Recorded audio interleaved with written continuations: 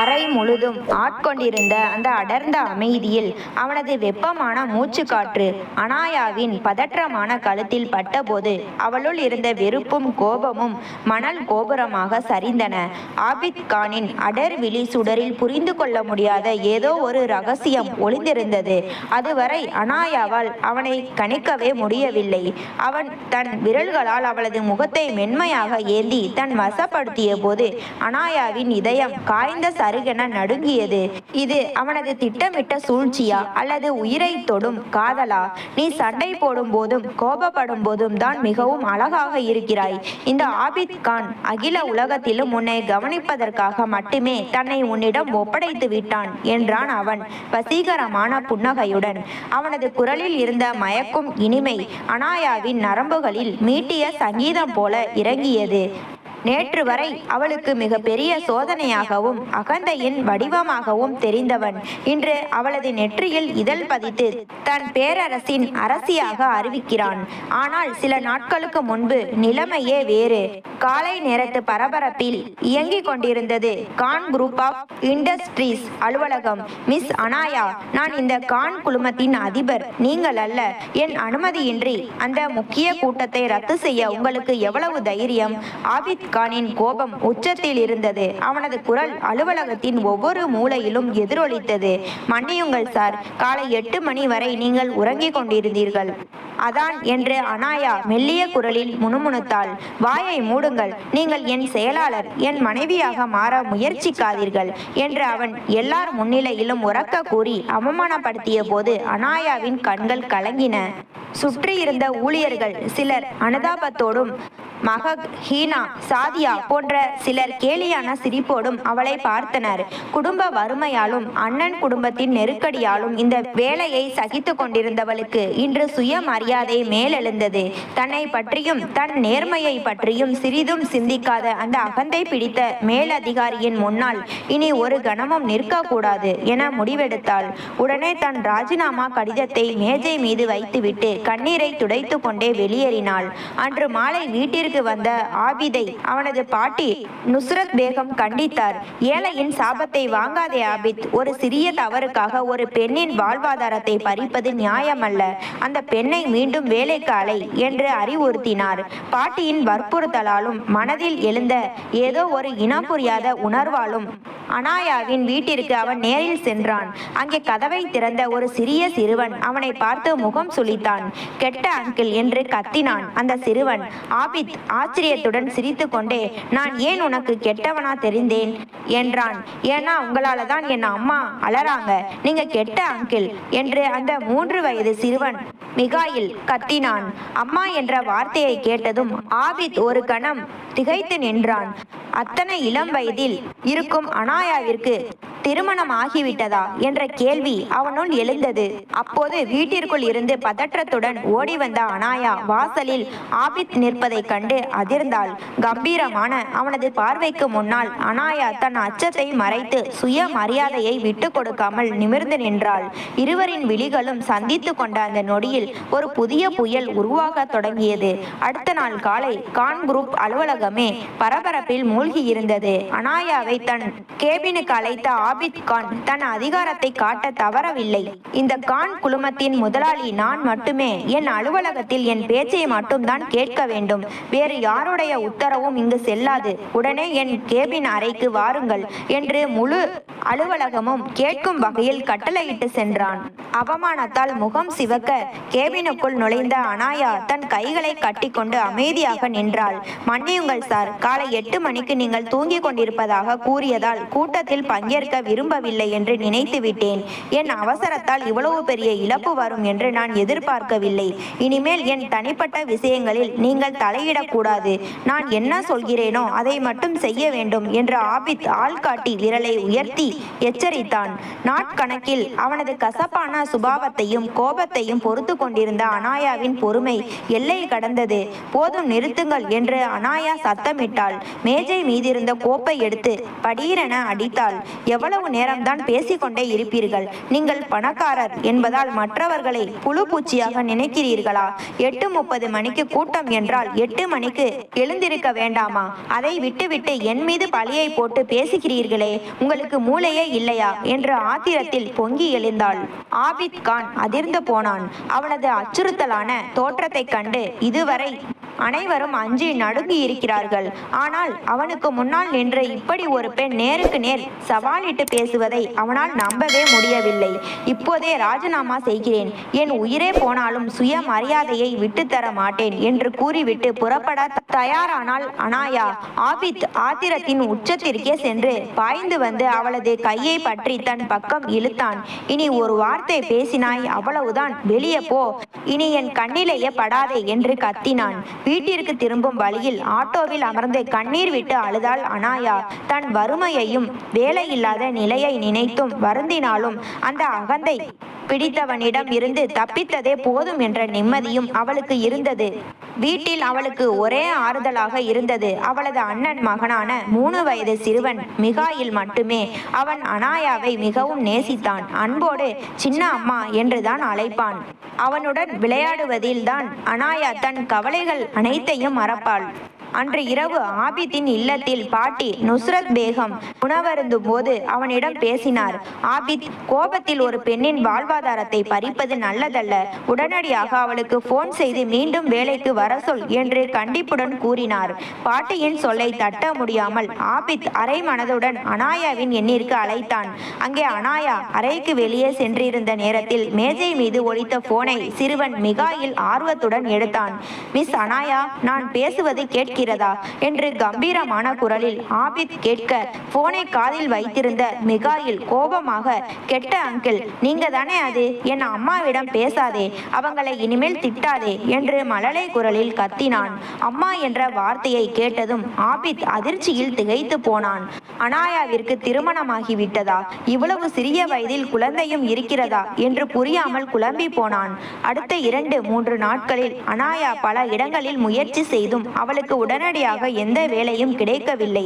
இதற்கிடையில் அண்ணி கைருன் நிஷாவின் ஏச்சுகளும் குத்தல் பேச்சுகளும் எல்லை மீறி கொண்டிருந்தன. சும்மா வீட்டிலேயே உட்கார்ந்து சாப்பிட்டால் யார் செலவு பார்ப்பது என்ற அவளது வார்த்தைகள் அனாயாவின் மனதை மிகவும் காயப்படுத்தின.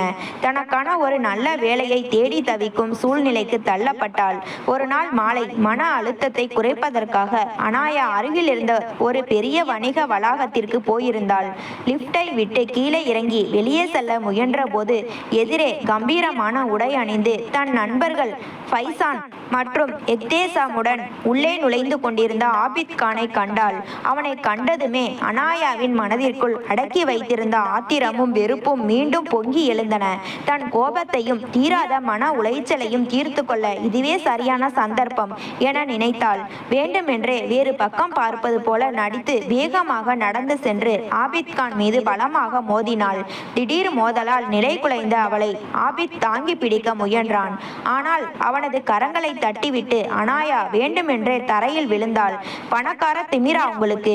வழியில் போகிற பெண்களை தொட்டு பேசவும் அசிங்கமாக நடந்து கொள்ளவும் உங்களுக்கு எவ்வளவு தைரியம் என்று உரக்க கத்தினாள். சுற்றி இருந்த மக்கள் அனைவரும் நின்று வேடிக்கை பார்க்க தொடங்கினர். ஆபித் கான் அதிர்ச்சியில் உறைந்து போனான். ஒரு நொடியில் தன்னை இத்தனை பேருக்கு முன்னாலும் அசிங்கப்படுத்தி விட்டாளே என்று அவனது முகம் சிவந்தது. சுற்றி இருந்தவர்களின் முணுமுணுப்பையும் பார்வைகளையும் தாங்க முடியாமல் அவன் அமைதியாக நிற்க அனாயா அவனுக்கு பாடம் புகட்டிவிட்ட திருப்தியுடன் அங்கிருந்து விறுவிறுவென நகர்ந்தாள். ஆனால் ஆபித் கான் சாதாரணமானவன் அல்ல. அவனது அகந்தையை தீண்டிய இந்த சம்பவத்திற்கு அனாயாவை சும்மா விடக்கூடாது என்றும் இதற்கான விலையை கண்டிப்பான முறையில் அவளை செலுத்த வைப்பேன் என்றும் மனதிற்குள் சபதம் எடுத்தான். அன்று மாலை அனாயாவின் வீட்டின் கதவு பலமாக தட்டப்பட்டது. கதவை திறந்த அனாயாவின் அண்ணன் ஹாமித் கான் வாசலில் நின்றிருந்த கம்பீரமான இளைஞனை கண்டு குழப்பத்துடன் பார்த்தார். வணக்கம், என் பெயர் Abid Khan. Khan groups of industries நிறுவனத்தின் உரிமையாளர், மிஸ் அனாயாவின் முதலாளி என்று ஆபித் புன்னகையுடன் தன்னை விரிவாக அறிமுகப்படுத்திக் கொண்டான். ஹாமித் கான் ஆச்சரியத்துடன் அவனை வரவேற்பறைக்கு அழைத்து சென்று உபசரித்தார். அனாயா ஏன் வேலையை விட்டாள் என்ற உண்மை தெரியாததால் அவர் சற்று தயக்கத்துடன் அமர்ந்திருந்தார். அண்ணே, கைருன்னிஷா டீ மற்றும் பலகார தட்டுடன் உள்ளே வர அவளுக்கு பின்னால் அனாயாவும் அறைக்குள் நுழைந்தாள். அங்கே சிரித்த முகத்துடன் அமர்ந்திருக்கும் ஆபித் கானை பார்த்ததும் அனாயாவிற்கு தலை சுற்றியது. மதியம்தானே அவனை மாலில் வைத்து அசிங்கப்படுத்தினோம், இவன் எப்படி இங்கு வந்தான் என்று அதிர்ச்சியில் உறைந்து நின்றாள். ஆபித் அவளை பார்த்து நக்கலாக புன்னகைத்துவிட்டு ஹாமித் கானிடம் பேச தொடங்கினான். ஹாமித் கான் அவர்களே, ஆபீஸில் சின்ன சின்ன நோக்கமும் சண்டைகளும் வருவது சகஜம்தான். ஆனால் அனாயா மிக சிறந்த ஊழியர். அவர் மீண்டும் வேலைக்கு வர வேண்டும் என்று விரும்புகிறேன். அதற்கு சம்மதித்தால் அவரது தற்போதைய சம்பளத்தை இரட்டிப்பாக்க தயாராக இருக்கிறேன் என்றான். இரட்டிப்பு சம்பளம் என்ற வார்த்தையை கேட்டதும் கைருன்னிஷாவின் கண்கள் விரிந்தன. அனாயாவால் என்ன பேசுவதென்று தெரியாமல் நாக்கு வறண்டு போனது. அப்போது உள்ளே இருந்து ஓடி வந்த சிறுவன் மிகாயில் அனாயாவின் கால்களை கட்டிக்கொண்டு அவளது கன்னத்தில் முத்தமிட்டான். பின் துள்ளி குதித்து ஹாமித் கானின் மடியில் போய் அமர்ந்தான். ஹாமித் கான் புன்னகையுடன், இது என் மகன் மிகாயில். அனாயாவை ரொம்ப பிடிக்கும். அவளை எப்போதும் சின்ன அம்மா என்றுதான் கூப்பிடுவான். அவளுடனேயே தான் பொழுதை கழிப்பான் என்று விளக்கம் அளித்தார். அப்போதுதான் ஆபித்திற்கு நிலைமை பளிச்சென்று புரிந்தது. போனில் அம்மா என்று பேசிய சிறுவன் அனாயாவின் மகன் அல்ல, அவளது அண்ணன் மகன். அனாயாவிற்கு திருமணமே ஆகவில்லை. அவள் கன்னிப்பெண் தான் என்பதை உணர்ந்த நொடியில் ஆபித்தின் மூளையில் ஒரு சாமர்த்தியமான தந்திரமான திட்டம் உருவெடுக்க தொடங்கியது. மறுநாள் காலை மீண்டும் அந்த அகந்தை பிடித்த ஆபித் கானின் முகத்தில் விழித்து அவனிடம் ஏச்சு பேச்சுகளை வாங்க அனாயாவிற்கு சிறிதும் விருப்பமில்லை.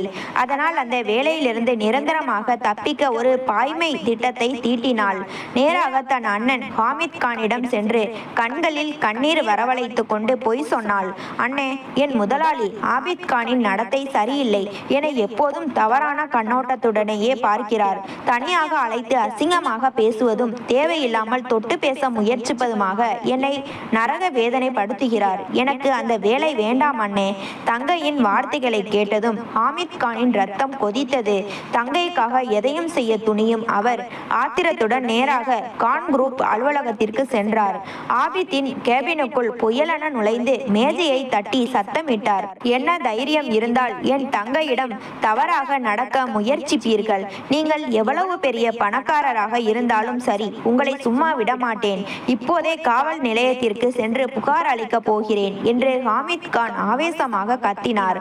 ஆனால் தொழில்துறையில் எத்தனையோ சவால்களை சந்தித்த அனுபவமிக்க ஆபித் கான் சற்றேனும் பதற்றமடையவில்லை. நிலைமையின் தீவிரத்தை புரிந்து கொண்டவன் மிக சாதுரியமாக செயல்பட்டான்.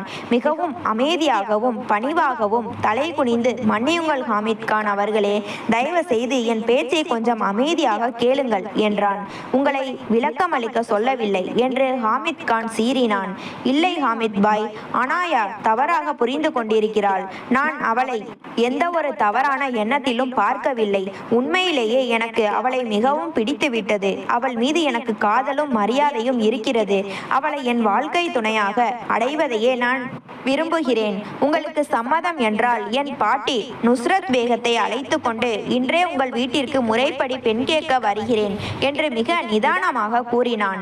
ஆபித்தின் இந்த எதிர்பாராத பதிலை கேட்டதும் ஹாமித் கான் அப்படியே ஸ்தம்பித்து போனார். நகரத்தின் மிக பெரிய தொழிலதிபர், கோடீஸ்வரன் தன் தங்கையை திருமணம் செய்து கொள்ள விரும்பி இப்படி பணிவாக பேசுவான் என்று அவர் கனவிலும் நினைக்கவில்லை.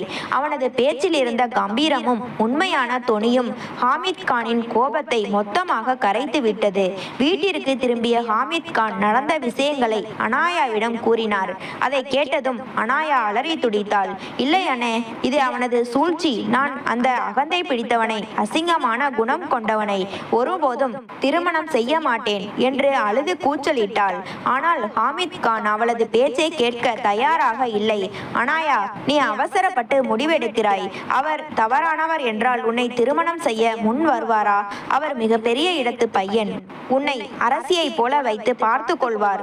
உனக்கு ஒரு நல்ல வாழ்க்கை கிடைக்கும் போது அதை வேண்டாம் என்று சொல்லாதே என்று உறுதியாக கூறினார். அன்னி கைருன்னிஷாவும் இந்த வாய்ப்பை நழுவவிடக் கூடாது என்பதில் தீவிரமாக இருந்தாள். அன்று மாலையே ஆபித்தின் பாட்டி நுஸ்ரத் பேகம் மனப்பூர்வமாக அனாயாவின் வீட்டிற்கு வந்து முறைப்படி பெண் கேட்டார். அனாயாவின் சுட்டித்தனமும் நேர்மையும் நுஸ்ரத் பேகத்திற்கு மிகவும் பிடித்திருந்தது. தன் அண்ணனின் அன்பிற்கும் குடும்ப சூழ்நிலைக்கும் கட்டுப்பட்டு வேறு வழியே இன்றி அந்த திருமணத்திற்கு மனமில்லாமல் சம்மதித்தாள் அனாயா. ஒரு பொய்யை சொல்லி வேலையிலிருந்து தப்பிக்க நினைத்தவள் இப்போது அந்த நபரின் வாழ்நாள் கைதியாக மாறப்போகிறோம் என்ற அச்சத்தில் கண்ணீர் வடித்தாள். அடுத்த 2 வாரங்களுக்கு அனாயாவிற்கு ஒரு கனவு போலவும் அதே சமயம் கட்டுப்படுத்த முடியாத ஒரு புயல் போலவும் கழிந்தன. தன் அண்ணனின் விருப்பத்திற்கும் குடும்பத்தின் கௌரவத்திற்கும் மதிப்பளித்து வேறு வழியின்றி திருமணத்திற்கு தலையசைத்திருந்தாள். ஆனால் அவளது மனதிற்குள் பயமும் குழப்பமும் எல்லை மீறி இருந்தன. ஒரு சிறிய மோதலுக்காக இவ்வளவு பெரிய ஆட்டத்தை ஆடியவன் தன்னை பழி வாங்குவதற்காகத்தானே தன் வீட்டிற்கு மனைவியாக அழைத்து செல்கிறான் என்ற எண்ணம் அவளை தூங்க விடாமல் செய்தது. இருப்பினும் திருமணத்திற்கான ஏற்பாடுகள் விறுவிறுப்பாக நடந்தன. ஆபித் கான் தன் தந்தையின் எதிர்ப்பையும் பொருட்படுத்தாமல் பாட்டி நுஸ்ரத் பேகத்தின் ஆசையோடு திருமணத்தை மிக அழகான விழாவாக ஏற்பாடு செய்திருந்தான். அனாயாவிற்காக ஆபித்தே நேரில் சென்று தேர்வு செய்து அனுப்பியிருந்த மெல்லிய இளஞ்சிவப்பு நிற சராரா ஆடையில் தங்க இலைகளின் வேலைப்பாடுகள் ஜொலிக்க அனாயா தேவதையைப் போல காட்சி அளித்தாள். கையில் இட்ட மெஹந்தியின் நறுமணமும் அதில் மிளிரும் ஆபித்தின் பெயரும் அவளது இதய துடிப்பை 2 மடங்காக்கின.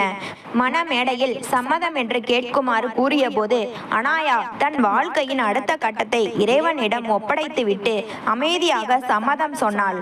ஆபித்தும் பெருமிதத்துடனும் பேரன்புடனும் தன் கையெழுத்தை இட்டு அனாயாவை தன் அதிகாரப்பூர்வ மனைவியாக்கி கொண்டான்.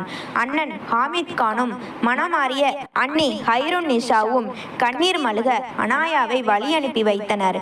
பாட்டி நுஸ்ரத் பேகம் பேரனையும் மருமகளையும் தன் பிரம்மாண்டமான மாளிகைக்கு அன்போடு வரவேற்றார். இரவு நேரம் மலர்களாலும் நறுமண மெழுகுவர்த்திகளாலும் அலங்கரிக்கப்பட்டிருந்த முதலிரவு அறையில் தன் மணப்பெண் ஆடையில் ஒடுங்கி போய் அமர்ந்திருந்தாள் அனாயா. கதவு திறக்கப்படும் சத்தம் கேட்டதும் அவளது உடல் ஒரு கணம் நடுங்கியது. உள்ளே நுழைந்த ஆபித் கான் கதவை மெல்ல சாத்திவிட்டு அவளை நோக்கி அடிமேல் அடி வைத்து நடந்தான். அவளது அருகில் கட்டிலில் அமர்ந்து அவளது நடுக்கத்தை உணர்ந்தவனாக மென்மையாக அவளது கரங்களை பற்றி தன் பக்கம் இழுத்தான். அனாயா பயத்தில் கண்களை இறுக்கமாக மூடிக்கொண்டாள். கண்களிலிருந்து கண்ணீர் முத்துக்கள் அவளது கனிந்த கன்னங்களில் உருண்டோடின. என்னை மன்னித்து விடுங்கள் சார், நான் அறியாமல் செய்துவிட்டேன், என்னை எதுவும் செய்து விடாதீர்கள் என்று நடுங்கும் குரலில் பயத்துடன் வேண்டினாள். ஆபித் மென்மையாக நகைத்து தன் விரல்களால் அவளது கண்ணீரை துடைத்து விட்டான். அவளது முகத்தை நிமிர்த்தி அவளது காதலால் நிறைந்த கண்களை நேருக்கு நேர் பார்த்தான். சொந்தக்காரர்களிடம் யாரும் மன்னிப்பு கேட்கக்கூடாது அனாயா, அதிலும் குறிப்பாக என் வாழ்நாளின் மகாராணியிடம் நான் மன்னிப்பை எதிர்பார்க்கவில்லை என்றான் கம்பீரமான கனிவான குரலில். அனாயா திகைப்புடன் அவனை பார்த்தாள். உன்னை நான் பழி வாங்குவதற்காக இங்கு அழைத்து வரவில்லை. நீ சண்டை போடும் போதும் கோபப்பட்டு தன்மானத்திற்காக போராடும் போதும் தான் மிகவும் அழகாக இருக்கிறாய். இந்த ஆபித் கான் அகில உலகத்திலும் உன்னை கவனிப்பதற்காகவும் உனது பேச்சை கேட்பதற்காகவும் மட்டுமே தன்னை உன்னிடம் முழுமையாக ஒப்படைத்து விட்டான் என்று தன் இதயத்தின் ஆழத்திலிருந்து உரைத்தான். அவனது குரலில் இருந்த உண்மையும் விழிகளில் தெரிந்த அளப்பரிய காதலும் அனாயாவின் மனதில் இருந்த அச்சங்களையும் சந்தேகங்களையும் பனி போல விளக்கின. ஆபித் மென்மையாக அவளது நகைகளை கலற்றி அவளை தன் மார்போடு அன்போடு அணைத்து கொண்டான். அவனது கதகதப்பான ஸ்பரிசத்திலும் இதமான வார்த்தைகளிலும் அனாயா தன்னை முழுமையாக அவனிடம் அர்ப்பணித்தாள். அன்று இரவு அவளது நெற்றியில் இதழ் பதித்து ஆபித் கொடுத்த வாக்குறுதிகள் அவர்களின் புதிய வாழ்க்கையின் விடியலாக அமைந்தன. அதிகாரத்தாலும் அகந்தையாலும் மோதிக்கொண்ட 2 கிளர்ச்சி குணங்கள் இறுதியில் அன்பினாலும் புரிதலாலும் ஒன்றிணைந்தன. பகைமையிலும் வெறுப்பிலும் தொடங்கிய அவர்களின் பயணம் விட்டு கொடுத்தலாலும் எல்லையற்ற காதலாலும் அழகானதொரு காவியமாக மாறியது.